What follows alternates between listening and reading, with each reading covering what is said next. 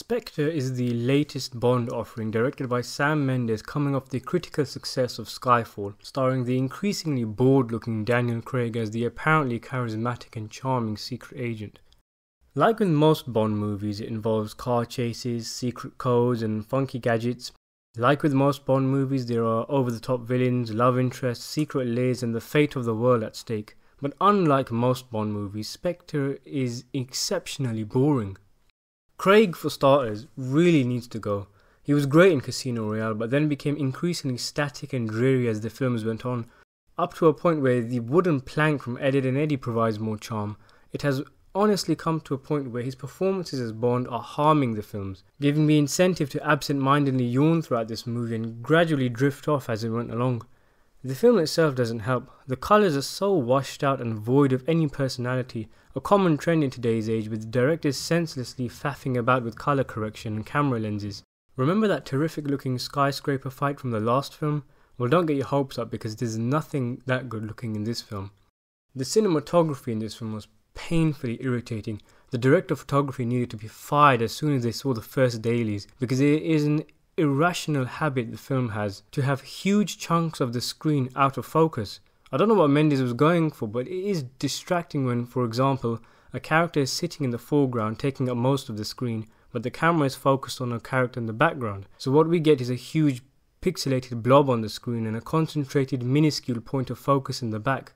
I mean, is he taking the piss? This is basic film school stuff. And it happened so many times throughout the film. It was like the movie was being filmed by a kid working out how a camera works. So many shots were out of focus, and when a shot is changed, it makes it even worse because clearly the DP didn't take time to analyze where the audience's point of focus would be.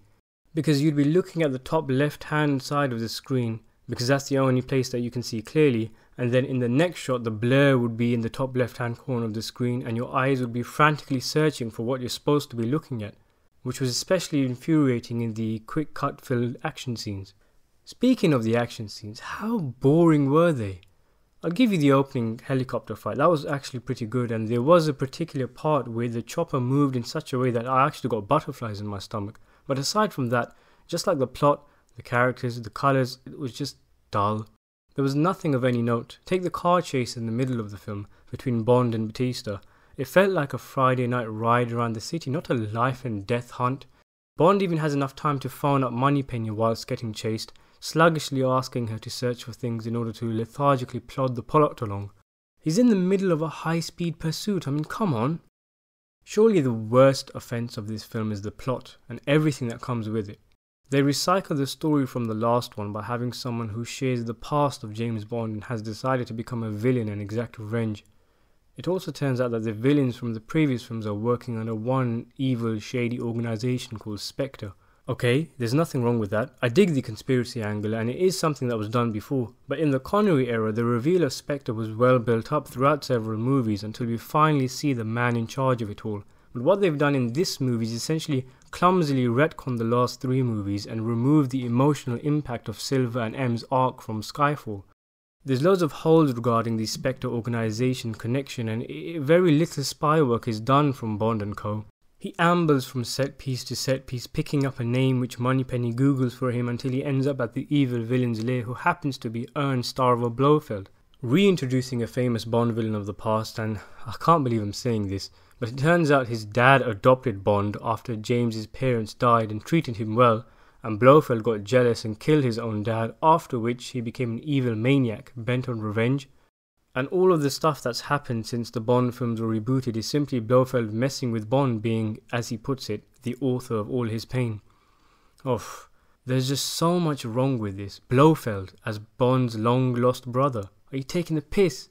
Who actually thought this would have been a good idea when they were coming up with the concepts of the film? How did this idea get past that stage? How exactly did they expect audiences to react? Daddy issues? Sibling rivalry? What were they thinking? When you think of those old Sean Connery Bond movies, which I'm a really big fan of, with the villains and the over-the-top world domination plans, volcano layers, monologues and over-elaborate schemes, it's crazy to think that their motivations and schemes seem sensible and reasonable in comparison to this Blofeld.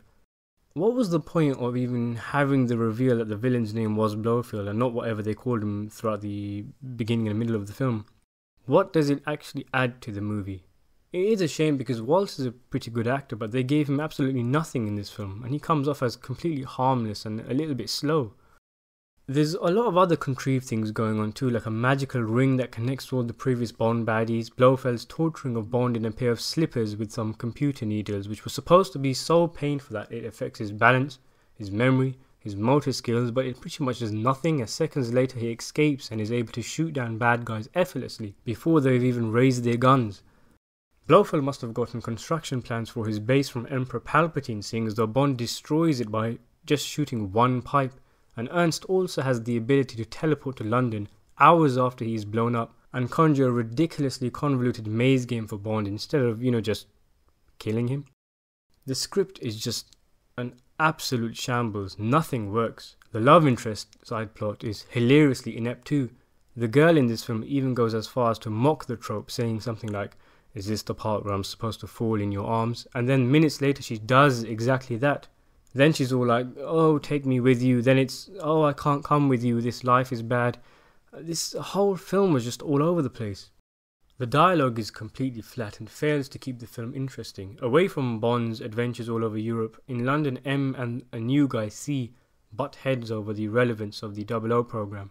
And there's some real cringeworthy, too on-the-nose lines about surveillance and privacy.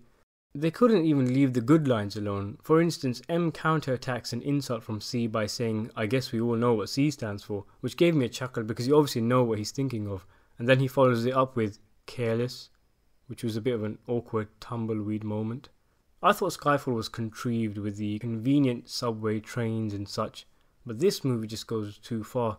The film feels like it was broken up into 10 different chapters written by 10 different people who had no communication with each other at all. Even if the script was sorted out before filming, it wouldn't have helped much, because everyone, including Mendes, Craig and Waltz, the authors of All Our Pain, are all half-arsedly phoning it in. Bond spends more time posing for the camera than doing spy work, and all in all, it is just a stupendously dreary and lifeless entry into the franchise. 4 out of 10.